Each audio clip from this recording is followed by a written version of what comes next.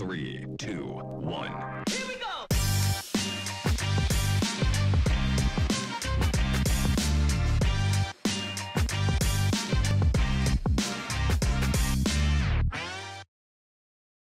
Hallo en welkom by ons weeklikse geselsprogram We Talk. My naam is Christine Creer en in vandag se episode voer Jolanda Nel 'n onderhoud met James Chapman van Bank Windhoek al die pad vanuit Egipte waar hy die COP27 geleentheid bywoon. Bly dan ook ingeskakel want daarna vertel ons vir julle wat julle alles hierdie naweek op die vermaaklikheidsfront kan verwag en ek moet sê hierdie is 'n naweek propvol lekker dinge om te doen soos Spoegwolf in Swakopmund, Adam en Stefan Ludik by Wanderers, Sandra Prinsloo in die Nasionale Theater en die in die Amfie geleentheid by Midgard. Daarna deel ek met julle 'n handige lewenswenk, oftewel 'n lifehack, en ons gee ook ons weeklikse aanbeveling wat hierdie week fokus op klimaatsverandering. Maar voordat ons met vandag se program wegspring, eers 'n vinnige kykie na vandag se nuus.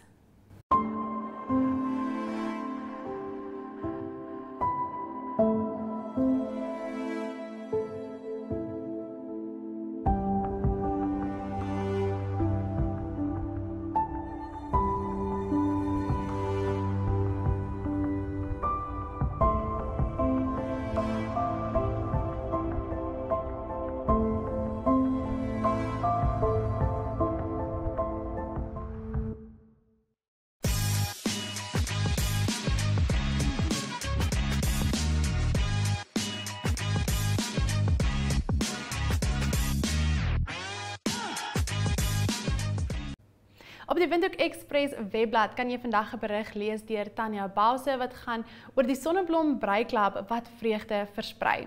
Die Breiklub is van die Senior Park Ouethuis en hulle help almal van vroeggebore babas tot haweloses en bejaardes.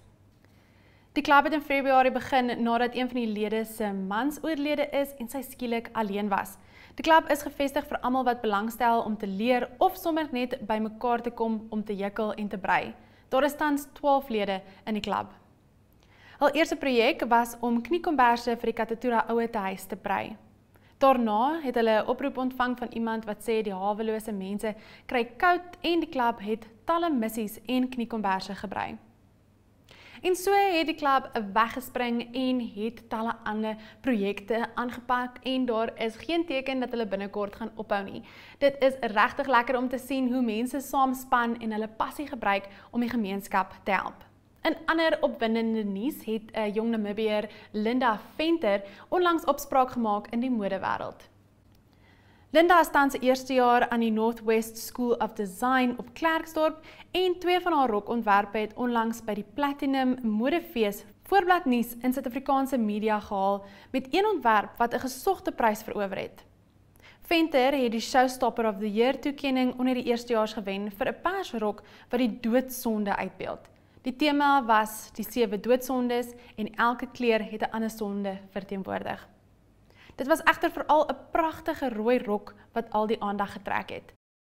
Die rooi rok was ontwerp vir 'n spesiale kategorie tydens die Platinum Modefees en was onder die leiding van Kobus Rautenbach ontwerp. Linda se ontwerpe was op die voorblad van die Klerksdorp Record as ook die Klerksdorp Record Midweek gepubliseer. Linda sê dat sy graag eendag sou wil terugkeer na Namibië en hier 'n plaaslike modeateljee bestuur. In ander nuus skryf Ugetu Craig ook 'n storie wat sê dat Twyfelfontein nou meer toeganklik is vir mense nadat die teerblad soontoe opgeknap is en meer mense het daarom nou toegang tot hierdie wêrelderfenisgebied. Die minister van Werke en Vervoer, meneer John Mutorwa, het onlangs die opgegradeerde 20 km gedeelte van die pad na Twyfelfontein amptelik geopen. Die pad is teen 'n koste van 36 miljoen tot 'n lae volume teerpad opgeknap en die padfondsadministrasie het die projek gefinansier. Volgens Mutorwa was die opgradering nodig aangesien die daaglikse padgebruik toegeneem het vanaf 170 voertuie in 2019 tot 296 vanjaar. Dit is nie net toeriste wat van hierdie pad gebruik maak nie. Hierdie pad verbind ook 8 klein gemeenskappe met hospitale, skole en staatsinstansies. In ander nuus skryf Jolanda Nel oor Power Africa, wat die elektrifisering van 10,000 gesondheidsfasiliteite reg oor Afrika suid van die Sahara aangekondig het. Dit word moontlik gemaak deur nuwe vennote en 'n belegging van sowat 817 miljoen oor die volgende 5 jaar. Volgens Power Africa koördineerder Mark Karato sal dit 2,6 miljard Namibiese dollars se bykomende hulpbronne in die private sektor genereer om betroubare, hernubare krag te installeer wat mobiele netwerktoegang tot hierdie fasiliteite verskaf. Hierdie aankondiging is gemaak tydens 'n paneelbespreking Saterdag by die COP27 geleentheid wat in Egipte plaasvind. Die Wêreldgesondheidsorganisasie skat dat meer as 2/3 van gesondheidsfasiliteite in Afrika suid van die Sahara nie toegang tot elektrisiteit het nie.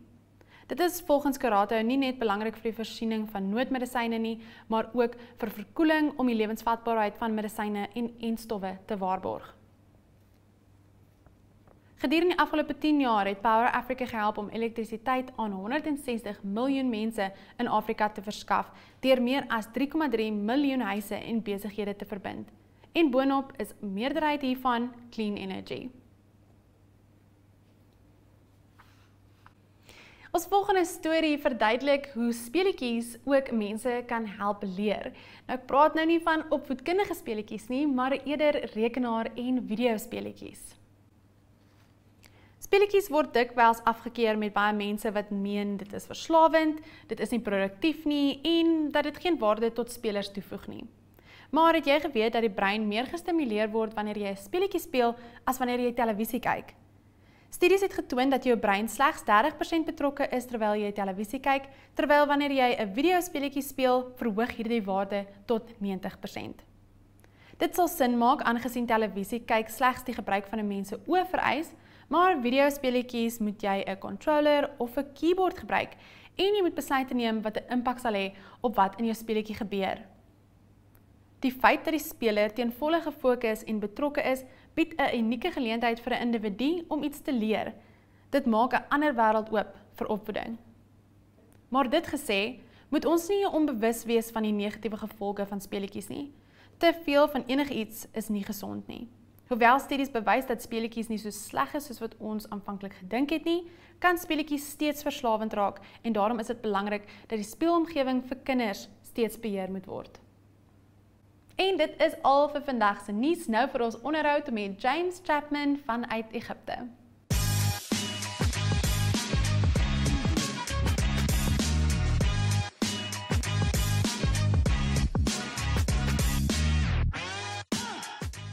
Ladies and gentlemen, viewers, we are joined with James Chapman and Darwan Bestbier of Bank Windhoek, and they are currently at the COP27 event taking place in Egypt. Thank you so much for making the time while you are so far away.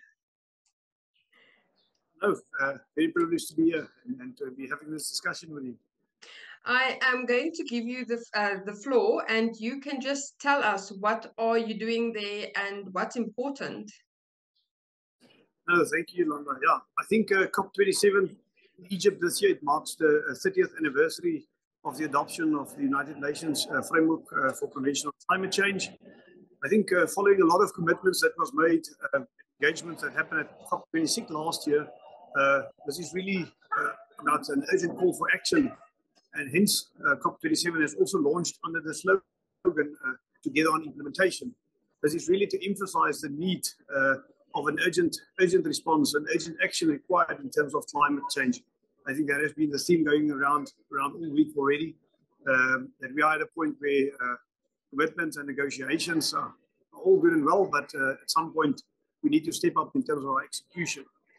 But coming back to the investment required, from a global perspective, we would require between 3 and 6 trillion US dollars annually to be invested to actually achieve our goal and bring it a bit closer to home. If you think about Africa, Africa would require about 270 billion US dollar a year was the latest estimate. And what's so significant about that is that it is actually 9 times the current 30 billion climate financing that is flowing in Africa. So it's a substantial step up in terms of what is required. So, and I think that is where us as financial institutions like Capricorn Group and Windhoek and Gaborone and Capricorn Asset Management can really play a role in really facilitating those funding flows because about 75% of climate finance is flowing and is done by private sector. So I think we're well positioned in order to assist in that. And that is also a big part of why we are at COP and this delegation. And it's really an honor for us to be a part of the Namibian delegation that came here to look at these issues and how we can best address and solve them to make that much required impact on climate change. Can you quickly tell us what are some of the challenges we are facing? Yeah, I think from a financial perspective, a lot of these climate change initiative comes down to executing on projects, implementing projects, mitigation or adaptation, really to meet that goal. And again, from our perspective, as Capricorn Group and Windhoek and Gaborone and Capricorn Asset Management, again, it comes down to accessing that finance. As you've mentioned, a lot of developing countries have, or developed countries have pledged large numbers in terms of availability of funds for projects, but accessing that, especially from a developing country point of view, I think one of the key challenges, looking at the compliance requirements or really the process to access that funding, I do think that is something that needs urgent attention. But one can also not wait for it to be done, and that's why we are here to proactively engage and see what other mechanisms and how can we structure things differently to really speed up that process of accessing these financing for these projects. And I think Ron can also elaborate on what Windhoek has actually done to date in terms of this fight against climate. That also speaks to the development goals at the COP. Can you quickly discuss, there is going to be a discussion on sustainable finance. What exactly is meant by this term and why is it important?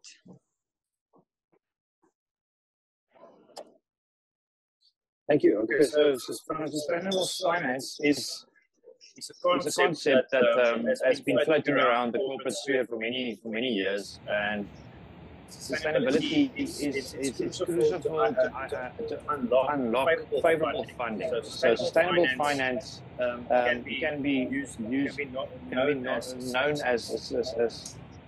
favorable funding. So the ways that the bank has tried to accumulate our own sources of funding is by issuing our own green and sustainability bond, which we listed on the Namibian Stock Exchange. Back in the first green bond we issued was in December 2018. So that's one of the initiatives that the bank used to raise our own funding in the local market from local investors to support local projects. As James mentioned, there's a lot of additional funding sources available in the market, but the terms and conditions normally associated by accessing some of the funding is really not creating a conducive environment for us to design and develop products that we could roll out to the market in order to assist in this transition to a low carbon and climate resilient economy. So the way that we've done is that we've raised the sustainability bond. We issued the sustainability bond. We raised additional sources of funding, which we then ring-fence to finance qualifying projects within the borders of Namibia. So Bank Windhoek and Capricorn Group became the first commercial bank in the Southern African region to use this innovative financial instrument to raise our own sources of funding. So this is just one of the ways in which the private sector can contribute to fighting climate change.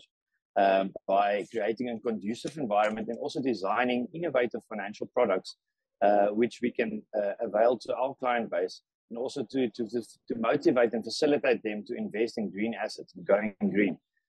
We've seen a substantial reduction in the cost of renewable energy technology, especially with rooftop solar installation or rooftop solar equipment. So that has sparked, that's created an environment in the local market for many individual small business owners, as well as farm holders, to understand or to consider investing in rooftop solar installations to reduce their operational cash flows, and also allow them to reinvest some of the cash that they can save by investing in renewable energy to employ and develop their business and or their household even further. So at this stage, we could see in COP27, it's really the world has moved on, and everyone is collaborating. And I think the theme of the COP of this year is implementing together. So COP26, we've seen a lot of commitments being made, discussions that going to create a positive environment in Namibia. But at this year, we would like to see action. And we are eager looking forward to seeing what type of facility and concessional funding can flow to Namibia, which the private sector can then utilize to pass on to the Namibian economy.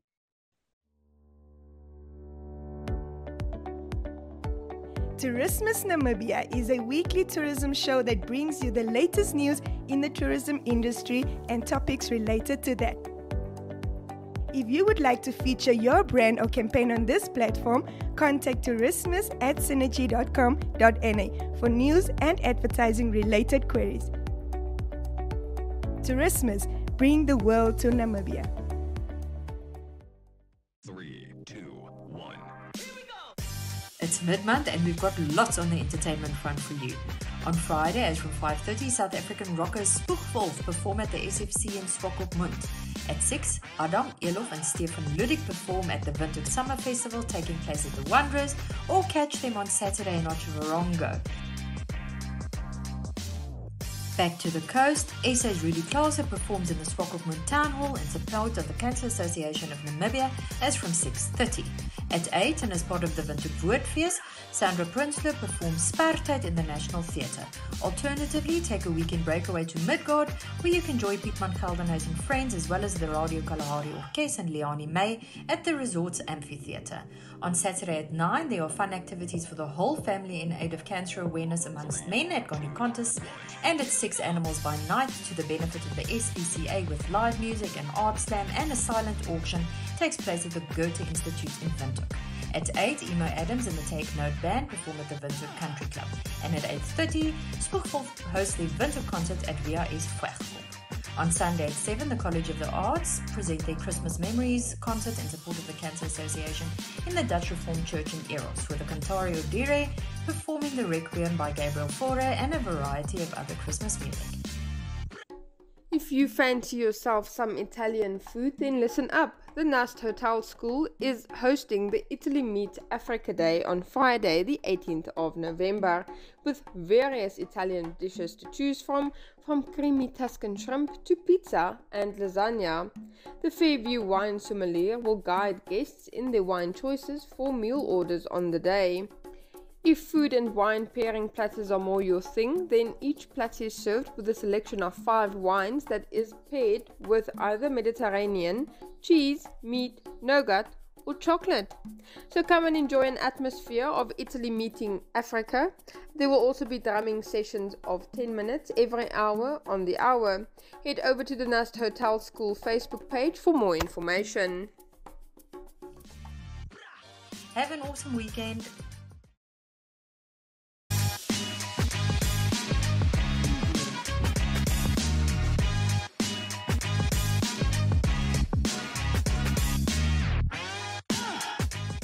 Ek het onlangs 'n waardevolle wenk op Jan Braai vir erfenis gehoor. Jan sê dat jy asyn by jou water moet gooi wanneer jy jou aardappels kook. Dit verhoed glo dat jou aardappel uitmekaar uitval wanneer hy gaar is. Dit is veral handig wanneer jy iets soos aardappelslaai maak waar jy jou aardappels in skyfies moet sny. Nog so 'n wenk is om baksoda by jou water te gooi wanneer jy jou eiers kook. Dit help glo dat hulle baie makliker afdop. Nog iets wat sal help om jou eier makliker af te dop, is wanneer jy dit uit die kookwater haal om dit onmiddellik in yswater te sit. Dit is al vir julle wenke vir vandag, probeer dit gerus. Sport Wrap is a daily show focusing on all sport news and current affairs.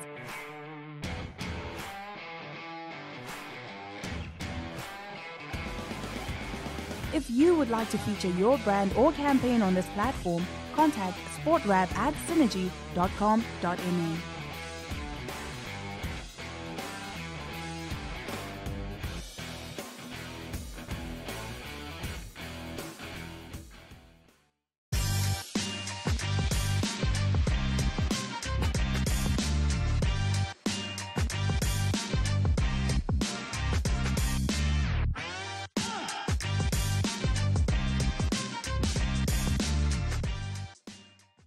what is like climate change, like you said. Yeah. And let's just start off by what's the weather, you know? We all know it's cold outside. We love looking at our apps and be like, is it like hot? Is it cold? What do I need to wear? Is it going to rain? And essentially that's the weather. And climate is the trend in weather over a long period of time, oftentimes centuries. And so that essentially is what climate is. And if you think about what climate change is essentially the change of the normal climate for a region from away from its norm in a very short period of time. So climate changing is normal. It happens over millennia usually. And this allows our environmental systems to adapt to these changes as it happens, because it happens over such a long time. The reason why we're concerned about climate change now is that it's happening so rapidly. And this is due to like human interference, us releasing all these like greenhouse gases. So we're essentially heating up the climate system a whole lot quicker than it would have naturally. So, but I know Namibia is one of the countries, and even Africa in general is one of the continents that contributes less to climate change. So why would you say Namibians should care about it if we are not even contributing to it as much? Unfortunately for us, that's not how global systems work. We may be the ones contributing the least to it, but we are unfortunately the ones that are being affected the most. And we should care because it doesn't just, it's not something that starts and ends in the lab or starts and ends with researchers or policymakers, but it touches Namibian lives every single day. You know, when you're having extremely high temperatures and you have your livestock dying or people having heat strokes and things like that, that touches you to a personal level. When we're having floods, you know, these are things that we see all the time in the north. This causes damages to infrastructure. Children cannot go to school. We have diseases being spread. We have loss of livestock. We have loss of crops, which in turn affects people's food security. So it really isn't something that's like out in the air and like we should not be caring about it. This is a huge problem for us in our personal lives. And this is even made worse amongst vulnerable groups. So we already have these pressures on vulnerable groups such as women and children. And then you add these kind of adverse effects that we're expecting, and we can see it. We can see like the extreme cold events, the snow in the south and in the east. These are very unusual events for our country, and livestock has been lost, lives have been lost. Yeah, but how do you think, what is some of the effects that we can still expect, that we're not feeling as hard now, but in the future may become worse or become reality in Namibia? Namibia is one of the few countries or regions that's slowly starting to feel it. So like on an international level, you have this whole like we cannot go past like 2 degrees Celsius and so forth. But for Namibia, that's even less, just because of how like extreme our current climate already is. So we're expected increased flooding events, increased drought events, increased temperatures. And these like translate, again, as I said, it translates into our food security issues. It translates into infrastructure being damaged, again, having economic implications. Spread of diseases, like these are things we don't think about. But we could have diseases like malaria spreading from where it like originally is like up in the north, spreading further down when the climate becomes suitable for it to happen. So we have these effects. We have it on diseases for animals as well, plant diseases, which again feed into our food security, feeds into our health. So it really is such a complex system. It's not one thing or the other. And it's concerning less water for us as well. So we have to find like innovative ways. Namibia is already water scarce. So that will put a huge pressure on our water systems, as is land use changes, having less and less land to like do agriculture on. And so, we need to be prepared.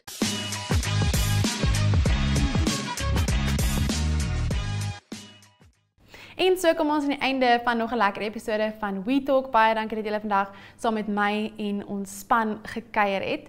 As jy 'n besigheid bestuur of jy is besig met 'n projek en wil graag op ons program wees, stuur gerus vir my 'n e-pos na christine@rebeccaine.com.na. Ons sien julle almal weer volgende week.